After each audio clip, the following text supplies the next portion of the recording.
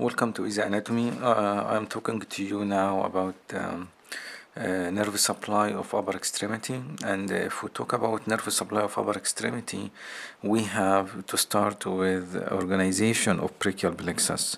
So brachial plexus is the major source of nerve supply of upper extremity. So brachial plexus is formed by C6 down to T1 and C5 down to T1. C5 and 6 together they form upper trunk. C7 by itself continue as middle trunk. Then C8 and the T1 form lower trunk. So we have roots, which C5 down to T1. We have trunks, which are upper, middle, and lower. Then each cord is going to divide into two divisions, anterior and posterior. The anterior division of the upper and middle trunk together they form lateral cord.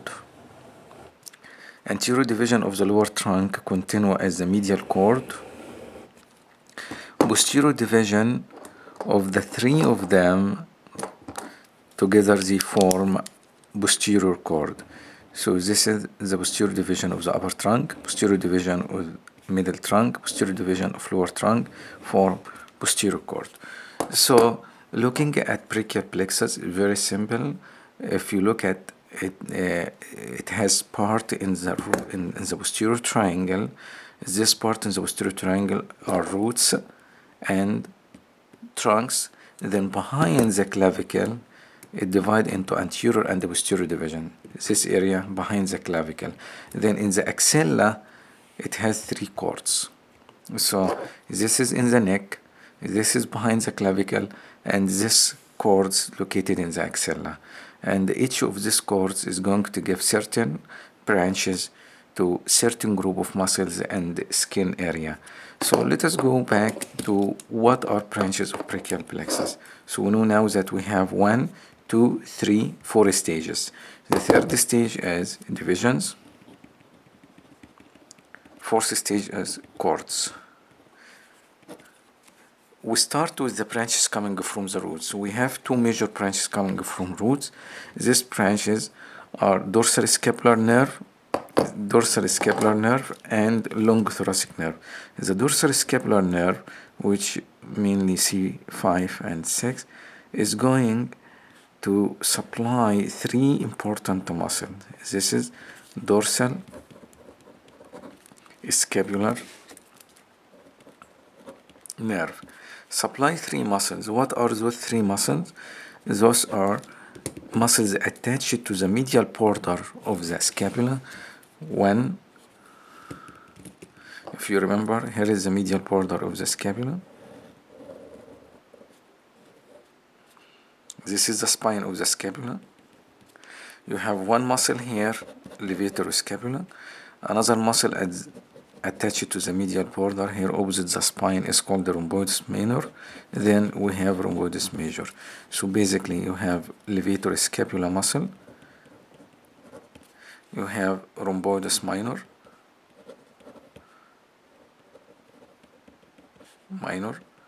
then rhomboides major.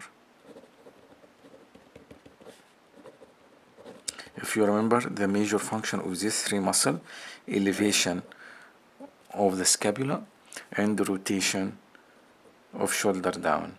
If you elevate the medial border up, you are going to rotate the shoulder down, and also retraction of the scapula.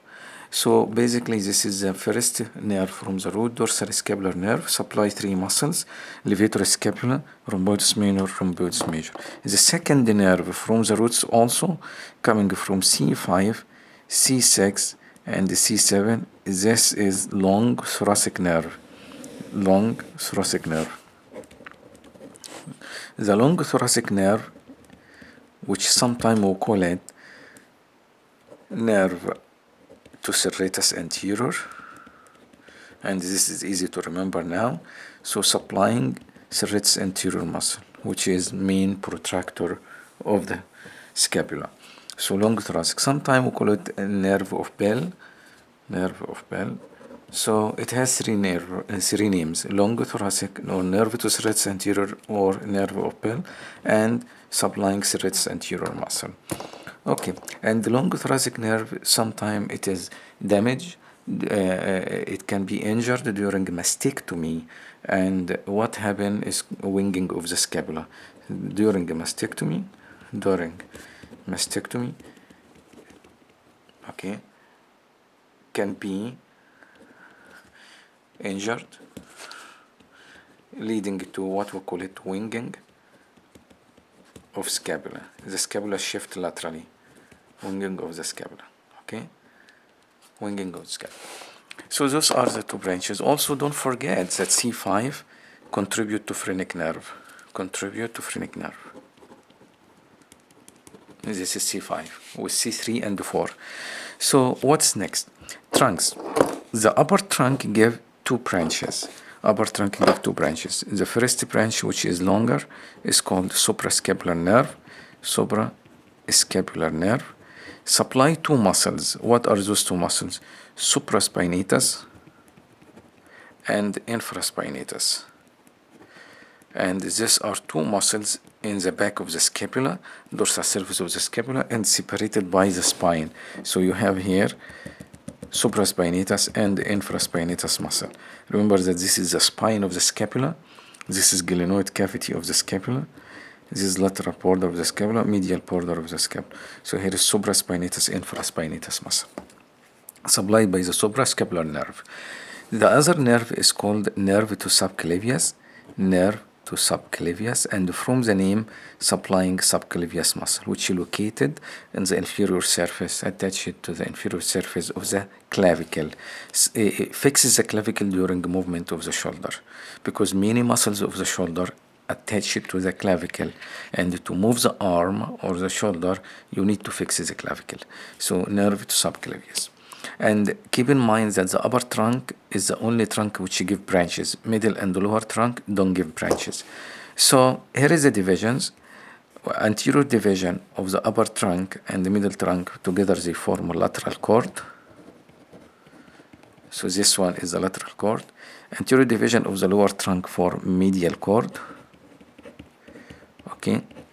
Then the posterior division of the three trunks make posterior cord. And you can find those cords in the Excel. What are branches of each of them? Lateral cord is going to give three main branches. The first one is called the lateral pectoral nerve.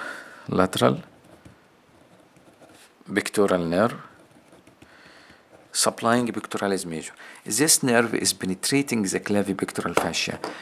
And if you remember, you have here is the clavicle. Okay, and then pectoralis major muscle, which extend down from the clavicle and for covering the chest wall. Then there is a clavipectoral fascia extend between the clavicle and pectoralis minor, split the pectoralis minor. Here is the pectoralis major.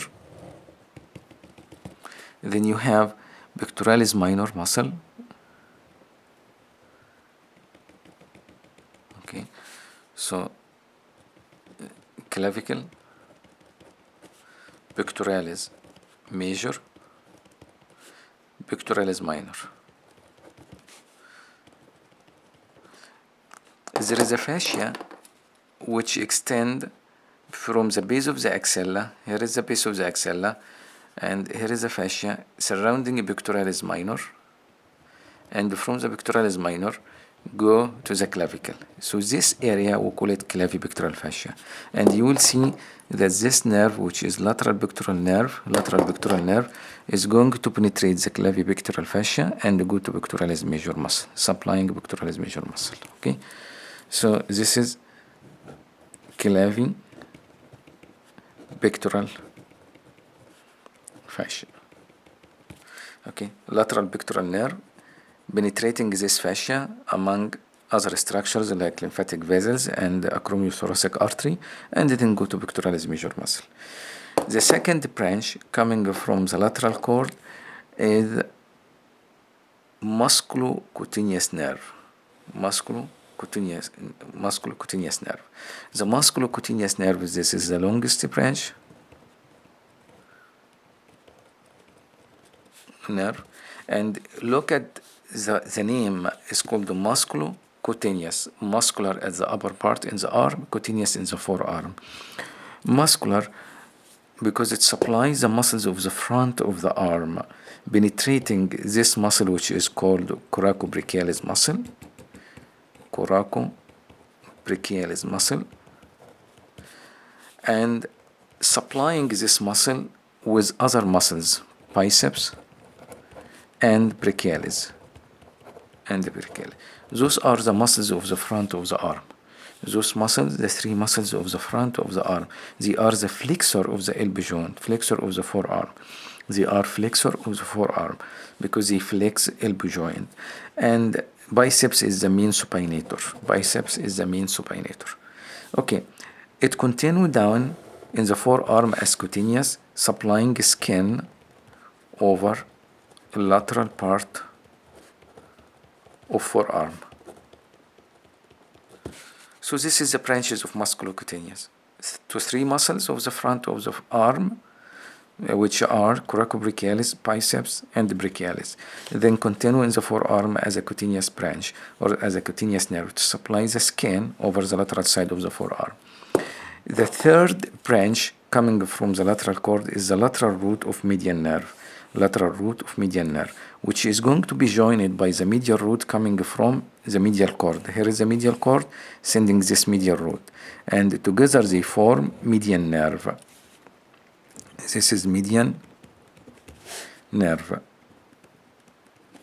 Okay, so lateral cord again gives three branches: lateral pectoral nerve to pectoralis major, musculocutaneous to the front of the arm and skin over the lateral side of the forearm, and lateral root of the median nerve.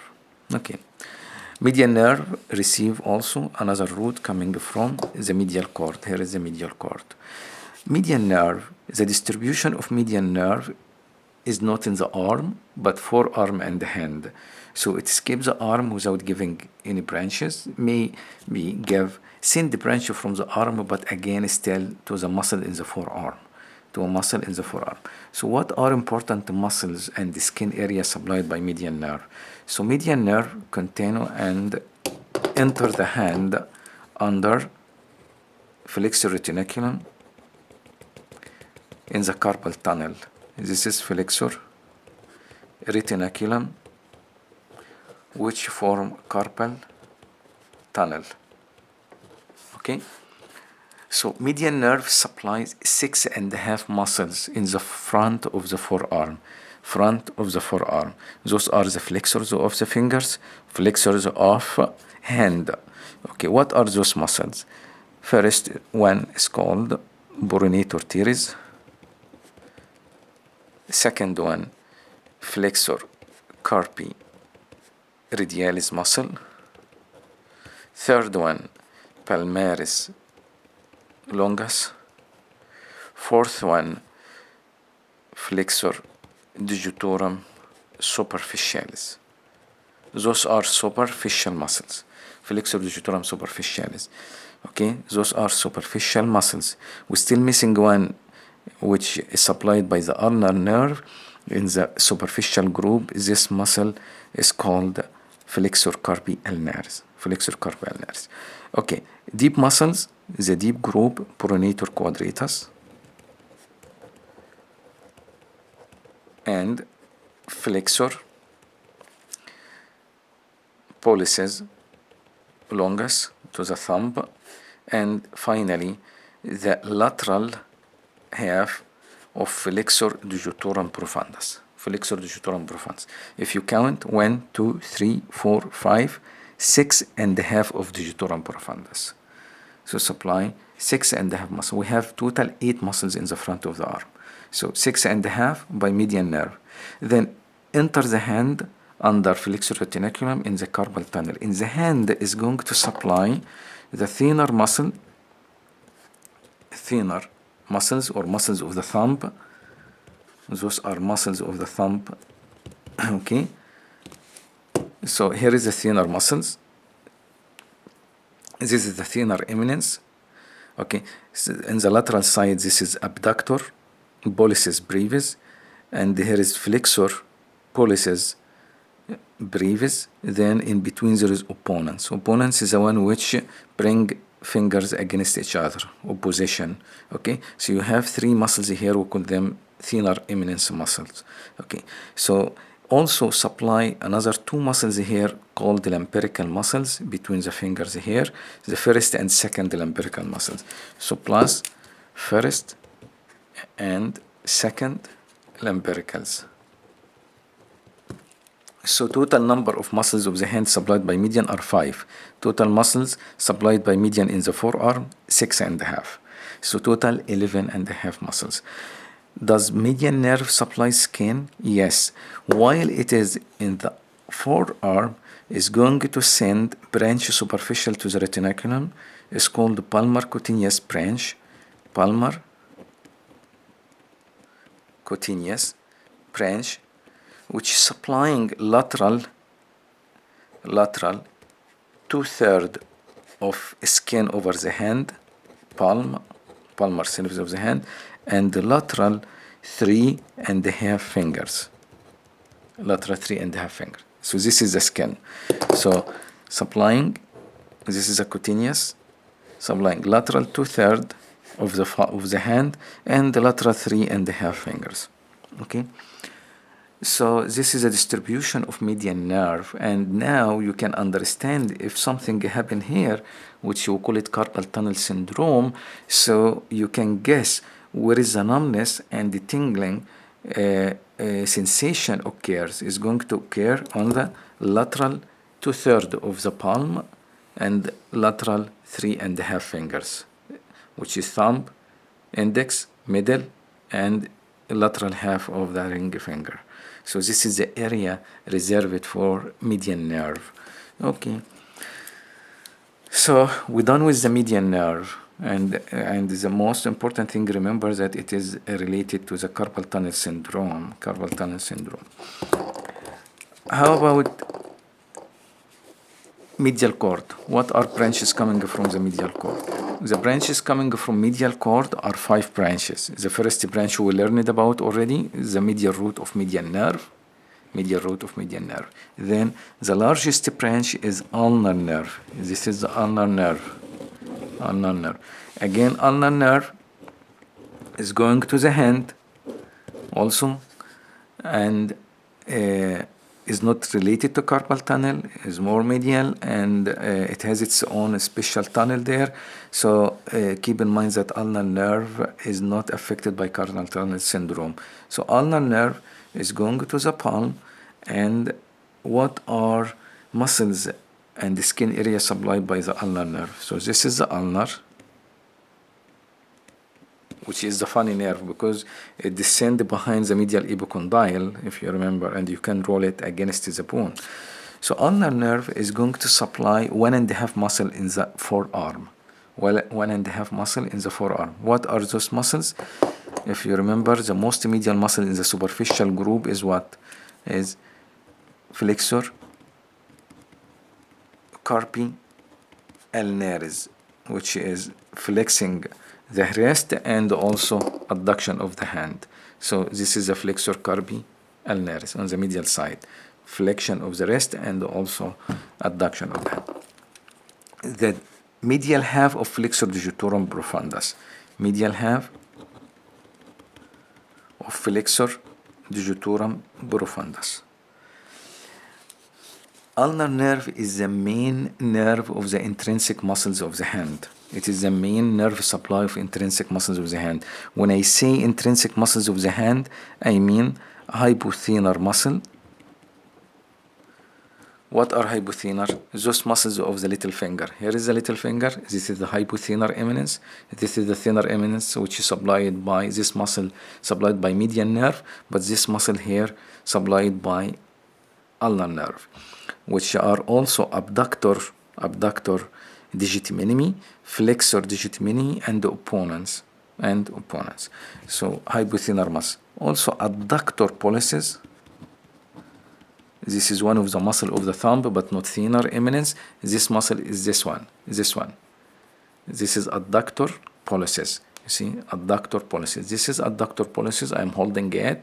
This muscle supplied by ulnar nerve, adducting the thumb, bringing the thumb like 90 degrees on the hand, like that. This is adduction. This is adduction. So this is the adductor pollicis. Then number 3 and 4 lumbrical muscles. And then interossei muscles. You have dorsal and plantar interossei muscles. Interossei. So plenty of muscles, about maybe, like if you count them, the interossei plus the 3 hypothenar plus the adductor, you will find about maybe 18 muscles almost. Okay, this in the hand, intrinsic muscles of the hand, intrinsic muscles of the hand. How about cutaneous distribution of the ulnar nerve? Ulnar nerve, similar to median nerve, is going to send palmar cutaneous branch also to the palm, but in this case to the rest of the palm. So what is left from the palm? If median nerve supply lateral 2/3 of the palm, so ulnar nerve supplies medial 1/3 of the palm. If median nerve supplies lateral 3.5 fingers, so ulnar nerve supplying the medial 1.5 finger. So if you want to draw any lines here, so the line is going to extend from here, like from the medial side, splitting the ring finger and down to the palm. So medial 1/3 by the ulnar, lateral 2/3 by median, medial 1.5 finger by the ulnar, lateral 3.5 fingers by median. And it extends, the distribution extend to the nail bed. Okay? So this is the ulnar nerve. Let us go to another 4. We're still missing 3 branches from the medial cord. The first branch, we said this is the medial root of the median nerve. This is the ulnar. Then you have nerve called medial cutaneous nerve of the arm, medial cutaneous nerve of the forearm. So medial cutaneous of forearm, medial cutaneous of the arm. We're still missing one. This one is medial pectoral nerve. The medial pectoral nerve is going, this one, medial pectoral nerve, going to pectoralis major and minor. How? You remember, here is the pectoralis minor and the pectoralis major. The medial pectoral nerve is going to penetrate minor and go to major. So supply the 2 muscles, supplying minor and major. Pectoralis minor and major, medial pectoral. So this is summary for the branches of medial cord. Then the last cord is the posterior cord. What are branches of the posterior cord? Posterior cord give also 5 branches. The 2 terminal branches are the most important branches. It divides into 2 terminal branches, axillary and radial.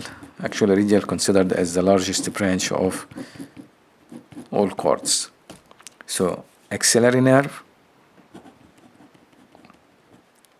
and radial nerve. Axillary nerve, which is going out through quadrangular space and supply deltoid muscle and teres minor muscle. Teres minor and deltoid. So axillary supply 2 important muscle, deltoid and teres minor. What is the importance of deltoid? If you remember, deltoid is the main abductor of the arm.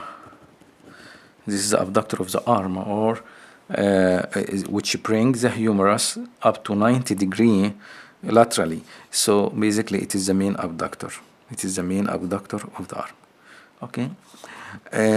Second, radial nerve supply all muscles of the back of arm and forearm and the skin, not only muscles, and the skin of the back of the arm and the forearm. So radial nerve is the principal nerve for the back of the arm and the forearm. When I say back of the arm, so which muscles in the back of the arm? Triceps, correct? Which muscles in the back of the forearm? You have 12 muscles, 7 superficial, 5 deep, so you can count as long. You have here pronator, so you have supinator in the back. You have flexor carporadialis, you have extensor carporadialis in the back. Actually, you have two, extensor carporadialis longus and brevis. Then you have flexor digitorum, you have extensor digitorum in the back. And you have flexor pollicis, you have extensor pollicis, actually two extensor pollicis in the back. You have flexor carpi ulnaris, you have extensor carpi ulnaris in the back. Okay, so keep in mind that radial nerve, to make it easy and simple, it is the nerve of the back of the arm and the forearm. It is the nerve of the back of the arm and the forearm. You have only one muscle in the back of the arm, which is triceps, and you have almost 12 muscles in the back of the forearm. Okay, if you remember the front, you remember most of the back. Flexor, the antagonistic extensor. Okay, pronator, again you have supinator. Do we have another branches from the posterior cord? Yes, we still have 3 branches, individual branches. One going to latissimus dorsi is called what? It's called thoracodorsal nerve. This is to latissimus dorsi muscle. Then you have upper and lower subscapular nerve. You have 2 subscapular nerve, subscapular nerves. Sublying scapularis muscle and the teres major. So subscapular nerves, upper and lower subscapular, supplying subscapularis, lower subscapular supply subscapularis in addition to that teres major muscle. Then you have thoracodorsal nerve supplying latissimus dorsi muscle. Remember, you have supraspinatus and infraspinatus in the back of the scapula, dorsal surface of the scapula, and both of them supplied by the same nerve, which is suprascapular nerve. Supraspinatus and the infraspinatus.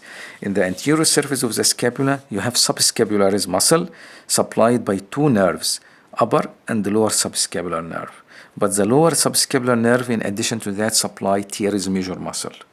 How about teres minor? Teres minor supplied by axillary. Teres minor by axillary. Teres major by lower subscapular. So this is summary of all branches coming from brachial plexus and how they are distributed to the skin and the muscles of the upper extremity. In another session, we will talk about nerve injury and what is the effect of the injury of brachial plexus at the level of the trunk or any of those branches of cords. What is the effect of injury of ulnar nerve or medial nerve or radial nerve? You need to keep in mind that once you understand the action of these muscles, you will understand the effect of injury. Thank you very much.